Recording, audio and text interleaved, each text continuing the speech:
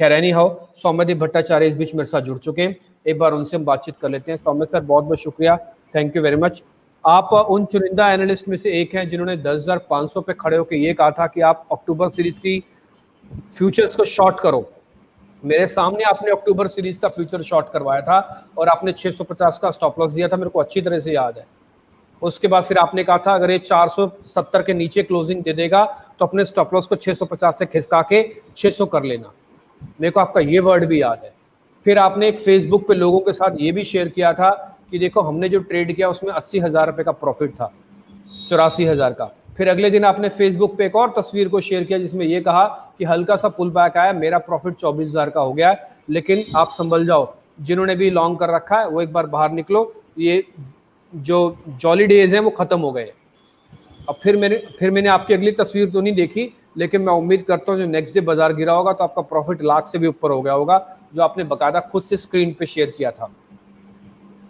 तो उसके लिए तो पहले आपको बहुत बहुत कॉन्ग्रेचुलेशंस, आपके उस कॉन्फिडेंस और आपके उस एनालिसिस का जबरदस्त फैन हूं मैं आपका। और इसलिए मैं ये मानता हूँ कि मेरे को जब आप बैठे होते हो या कोई और एनालिस्ट बैठा होता है, मेरे को इंडेक्स में बोलने में थोड़ी घबराहट भी होती है कि उन इतने बड़े दिग्गज एनालिस्ट हैं, उनके सामने बोलने में थोड़ी दिक्कत हो रही है मेरे को। लेकिन फिर भी सर एक बार आपका व्यू चाहिए मेरे को इंडेक्स पे, निफ्टी और बैंक निफ्टी दोनों के लेवल्स और दोनों की रणनीति एक बार आप मेरे को बता दीजिए ताकि हम और पक्के हो जाएं। Thank you Dimpy ji, thank you for the kind words. Good morning और सारे दर्शकों को गुड मॉर्निंग। और देखिए इंडेक्स पर मेरा जो व्यू है वो अभी भी नेगेटिव बना हुआ है, क्योंकि मेरा ये मानना है कि 11,200 11,250 ये एक ब्रेकडाउन लेवल था। और पुल बैक में हम काफ़ी टाइम ऐसा होता है कि एक बार ब्रेकडाउन देने के बाद में एक पुल बैक में हम उस ब्रेकडाउन का जो नेकलाइन है उसको टेस्ट करने आते हैं। तो मेरा ये मानना है कि जब तक 11,250 के ऊपर निफ्टी का क्लोजिंग नहीं आता है और उसके ऊपर हम सस्टेन नहीं करते हैं, यहाँ से हो सकता है फिर से एक बार आपको डाउन साइड ओपन अप होता दिखे, क्योंकि 11,200 11,250 एक क्रिटिकल लेवल रहेगा जहाँ पर काफ़ी सप्लाई आपको देखने को मिल सकता है। तो यहाँ पर कॉशियस रहिए, जब तक 11,250 के ऊपर क्लोजिंग नहीं मिलता है तब तक थोड़ा सा कॉशियस रहना बेहतर है। और मैं ये स्ट्रैटेजी यूज कर रहा हूं कि मैं एक बार 11,200 को क्लोजली वॉच करूंगा। अगर 11,200 से कभी मुझे लगता है कि सेलिंग बन रहा है तो मैं फिर से एक बार शॉर्ट जाऊंगा इंडेक्स में। आप ठीक बिल्कुल हमारी तरह से सोच रहे हैं सर, और इसलिए हमको भी अच्छा लग रहा है कि हम जो जिस तरह से हम भी एनालिसिस करते हैं, एटलीस्ट आप जैसे दिग्गज एनालिस्ट भी वैसा ही सोच रहे हैं। हमारा भी मानना है, क्योंकि मैं शक्की मिजाज आदमी हूँ, मेरे को भी लगता है कि 150 से 200 वाली रेंज जब तक आप मेरे को क्लोजिंग पे नहीं दिखाओगे, मेरे को डर मेरा बना रहेगा। मैं इस पुल बैक को एंजॉय करता हूँ, इस पुल बैक पे क्लैपिंग भी कर सकता हूँ, लेकिन इस पुल बैक और चलेगा, इसके लिए मेरे को और फोर्स चाहिए। इसलिए मैं सर के साथ एग्री करता हूँ। सर लगे हाथ फिर आप बैंक निफ्टी के लेवल्स भी बता दो।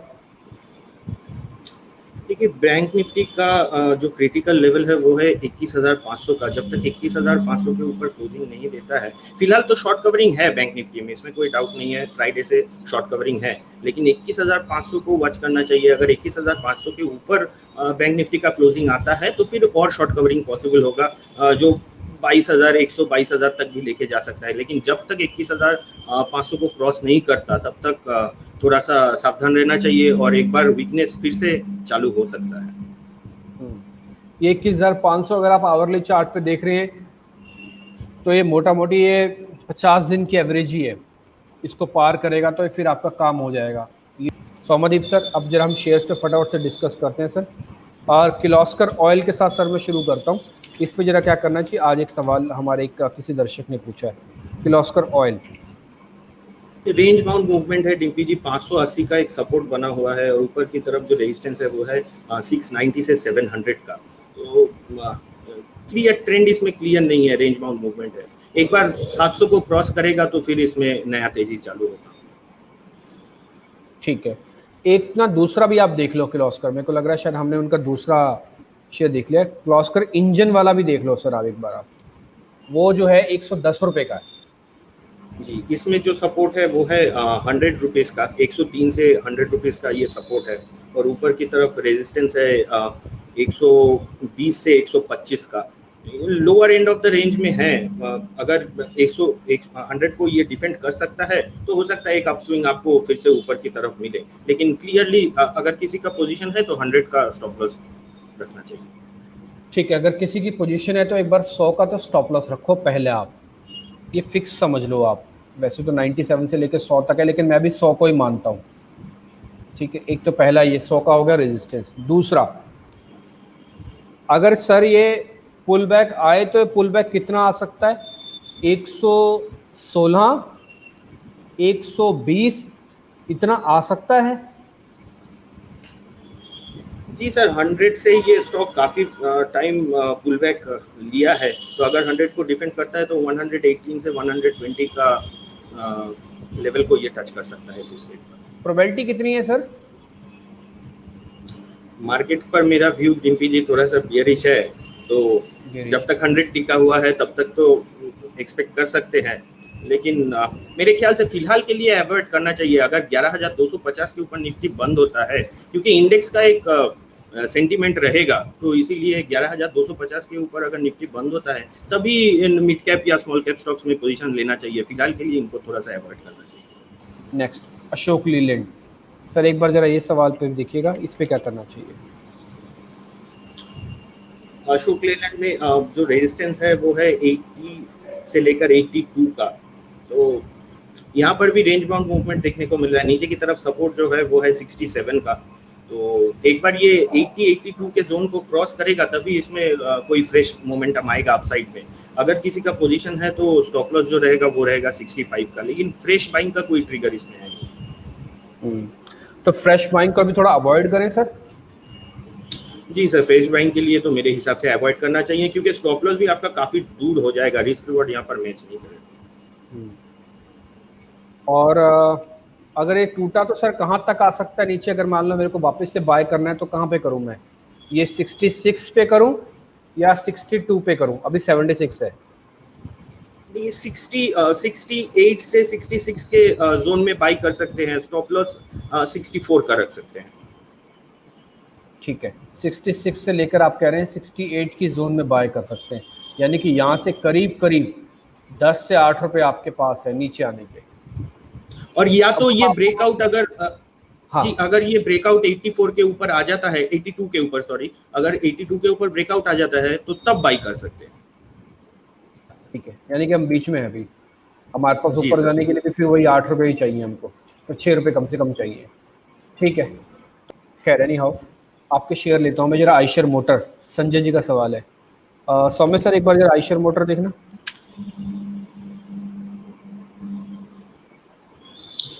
ये आइशर मोटर में जो 2000 का एक सपोर्ट बना हुआ है और ऊपर की तरफ रेजिस्टेंस जो है वो है 2200 से 2250 का, तो ये भी मिडिल ऑफ द रेंज में है। आइदर ये ऊपर की तरफ जाने का कोशिश कर रहा है, अगर किसी का पोजीशन है तो स्टॉप लॉस तो फिलहाल के लिए 2000 का रखना पड़ेगा। नया फ्रेश बाइंग का कोई ट्रिगर है नहीं, क्योंकि मिडिल ऑफ द रेंज में है।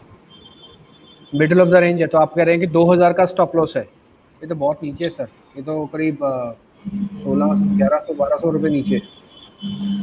ट्रेड या तो छोड़ ये देंगे एक बार इसमें। नहीं, फ्रेश ट्रेड का तो कोई सर इसमें ट्रिगर है नहीं।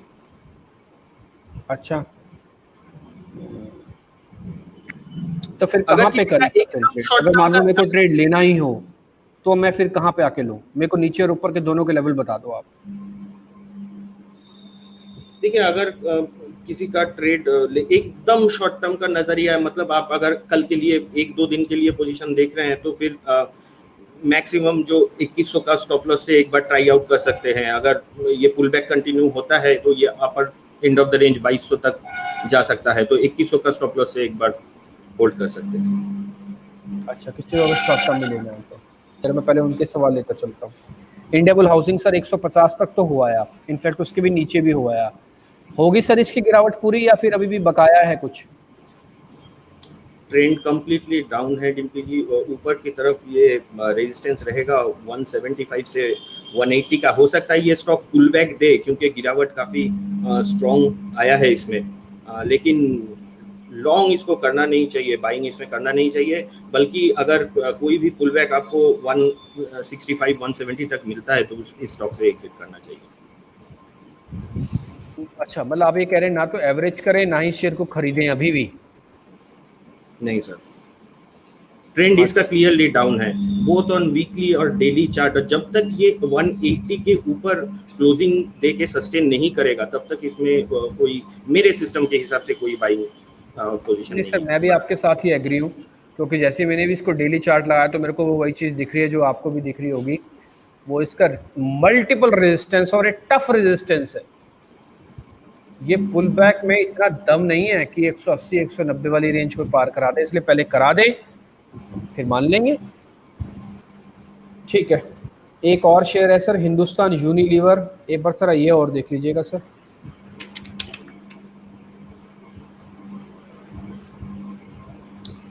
इंट्राडे ट्रेड करना है मान लीजिए मेरे को, या पोजिशनल ट्रेड करना है 1 से 2 दिन, इससे ज्यादा नहीं।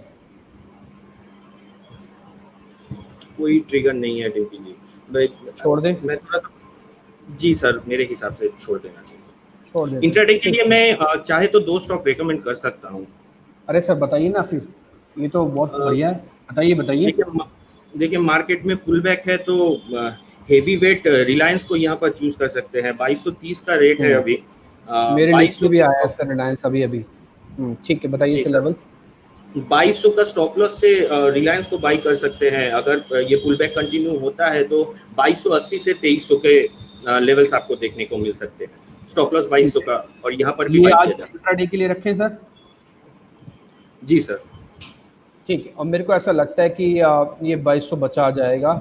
इसकी 100 दिन की एवरेज भी है करीब करीब 2200 पे ही है, हालांकि वो 2200 से तो ऊपर ही है, बट 100 और 50 दोनों दिन की एवरेज है, ये रोकेगा अपने आप को। और एक छोटा सा गैप है 2200 पे ना। सोमे सर आपने तो क्या देख ही लिया होगा, आपको तो खैर अपनी ट्रेड निकाले, हल्का सा देखो गैप भी है 2200। लेकिन काम आ जाएगा।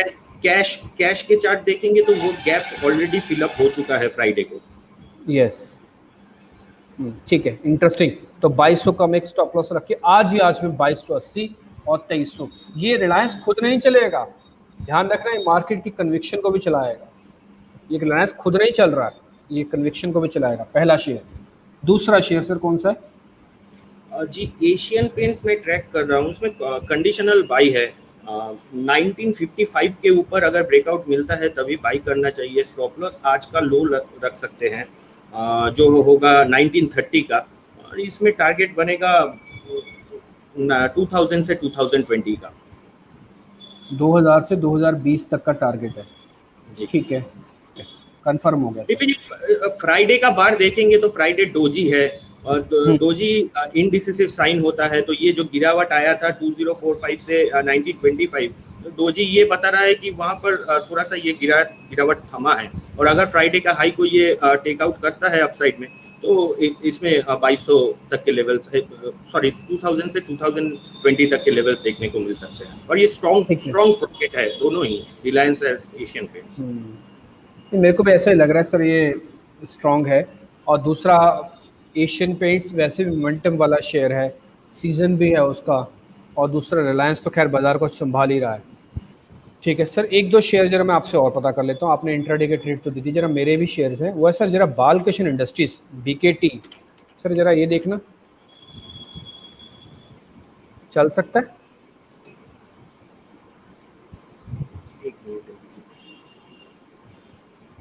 जी सर, बालकृष्ण में तो ब्रेकआउट मिल रहा है। ये मल्टीपल रेजिस्टेंस जो था 1400 से 1430 का, उसको ये क्रॉस कर रहा है। आज का क्लोजिंग अगर 1430 के ऊपर मिलता है तो मोटा मोटी 1400 का स्टॉप लॉस देके इसमें बाई पोजीशन बनाया जा सकता है। ऑल टाइम हाई पर ये स्टॉक ट्रेड कर रहा है, तो sky is the limit for this kind of stocks. ठीक है सर, दो शेयर और देखना। एक इंडसन बैंक, ये देखो आप जरा,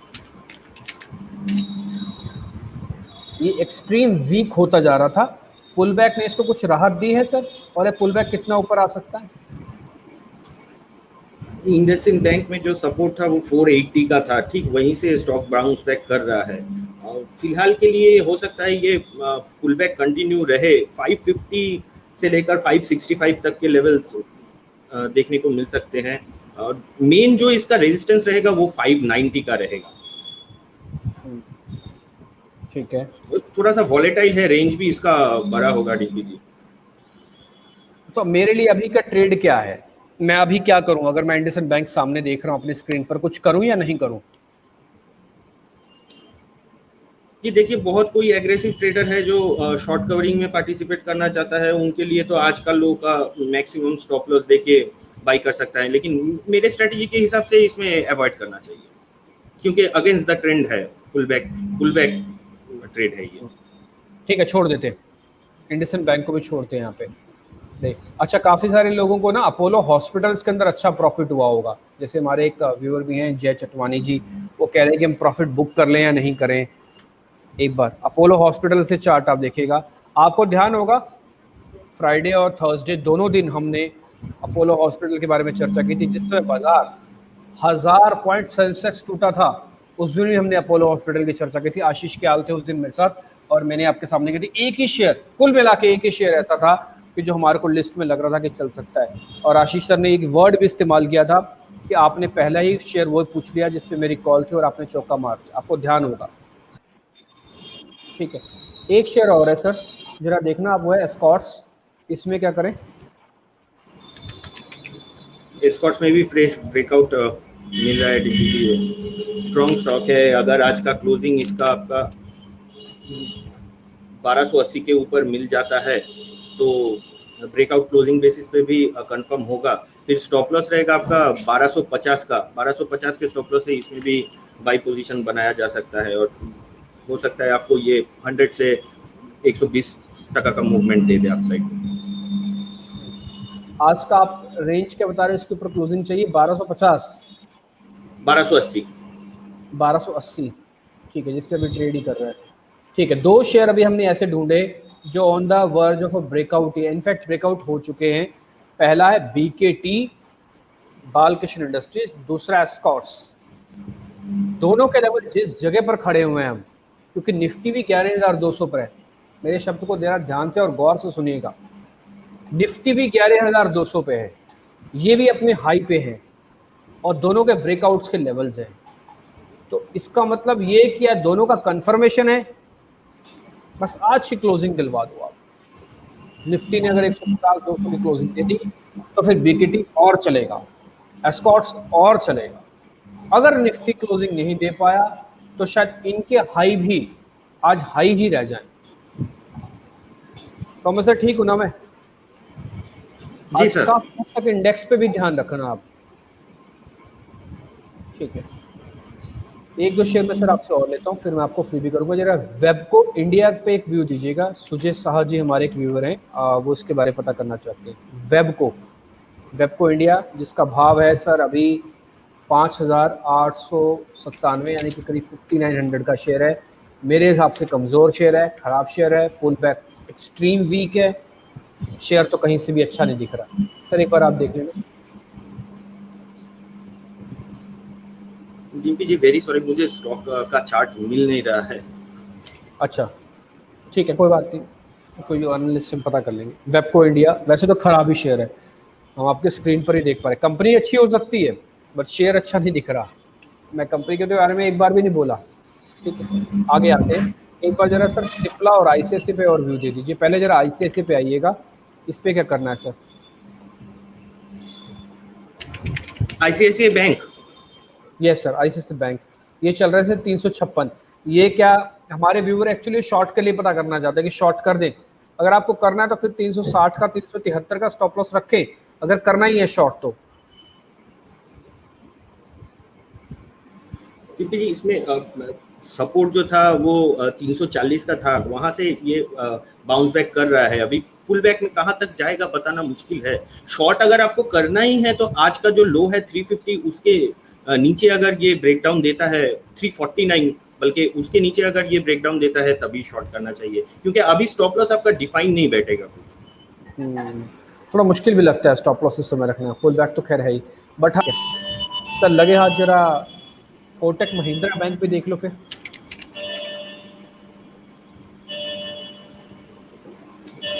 कोटक महिंद्रा बैंक, इसका जो सपोर्ट है वो है 1280 से लेकर 1250 का। ये जोन से ये भी पुल बैक का ट्राई कर रहा है, लेकिन पुल बैक का कंफर्मेशन तभी आएगा जब तक ये 1290 बल्कि 1300 को अगर ये क्रॉस कर पाता है तो पुल बैक और एक्सटेंड होगा, जो कि स्टॉक को 1350 से लेकर 1340 तक के लेवल्स दिखा सकता है। तो अगर किसी को एग्रेसिवली बाई करना है तो वो 1290 के ऊपर ही बाई पोजीशन बनाए।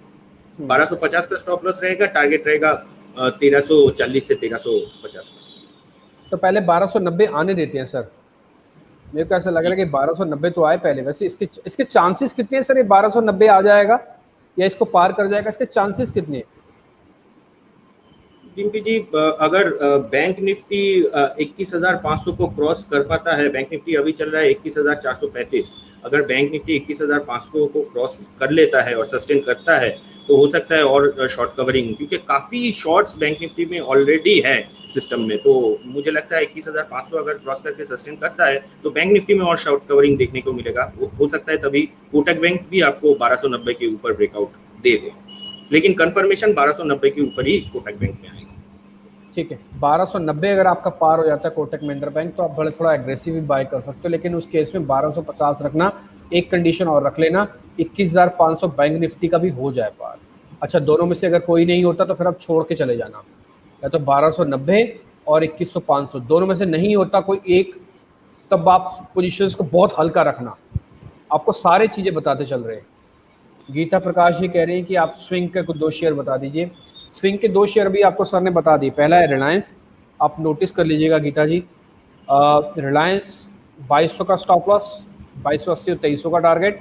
एशियन पेंट 1955 के ऊपर एक बार पोजीशंस को बना लेना, 1920 का एक स्टॉप लॉस और 2020 का टारगेट है, 2020 का टारगेट है। 2 स्विंग ट्रेड आपको ये आपके लिए है। ठीक है, एक लग गया सर शिवम जी का सिप्ला, और देख लीजिए सर सिप्ला पे क्या करना है। सिप्ला देखिए रेंज बाउंड मूवमेंट है, वैसे फार्मा तो सेक्टर तो स्ट्रांग है, लेकिन सिप्ला का जो रेंज बना हुआ है वो है 820 से लेकर 700 डाउन साइड में। तो ये मिडिल ऑफ द रेंज में है, 760 अभी चल रहा है। बोथ साइड्स आर ओपन, अगर फ्रेश बाइंग का तो कोई ट्रिगर इसमें है नहीं, और डाउन साइड में अगर आपको लेना ही है तो 720 से लेकर 730 के रेंज में आपको लेना चाहिए 700 का स्टॉप लॉस में। सर मैं अगर छोड़ना चाहूँ तो मैं छोड़ दूँ क्या इसको? जी सर, मेरे हिसाब से छोड़ना चाहिए, क्योंकि मिडिल ऑफ द रेंज में है, ट्रेंड क्लियर नहीं है। बिल्कुल मिडिल ऑफ द रेंज है, छोड़ देते हैं एक बार। धानु का एग्रीटेक, एक बार ये देखना। फिर सर क्विक हील के बारे में भी एक सवाल आपसे ले लेना जरा। धानु का एग्रीटेक 748 पे चल रहा है, हल्का पुल बैक का ट्रेड है। प्रीवियस लो को इसने टेस्ट नहीं किया, अपर लोस ये बना रहा है बट हायर हाइज नहीं है।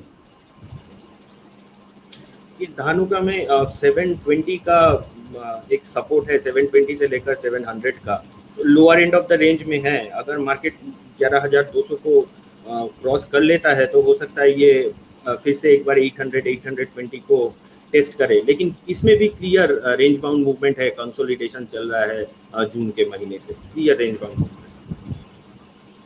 ठीक है सर, एक शेयर आप सर मेरे को और बताते जाओ, वो है क्विक हील। ये शेयर मेरे को आप एक बार और बता दो, इसमें क्या करना चाहिए? जी सर, इसमें एक ब्रेकआउट तो है, 156 का एक रेजिस्टेंस था। अगर ये स्टॉक आज यहाँ पर भी ले सकते हैं 156 के ऊपर, अगर ये आज का क्लोजिंग देता है तो फिर तो और कंफर्मेशन आएगा। मेरे ख्याल से स्टॉप लॉस 149 आज का जो लो है उसी का स्टॉप लॉस रख सकते हैं, और ऊपर की तरफ 169 से 172 के लेवल्स आपको देखने को मिल सकते हैं।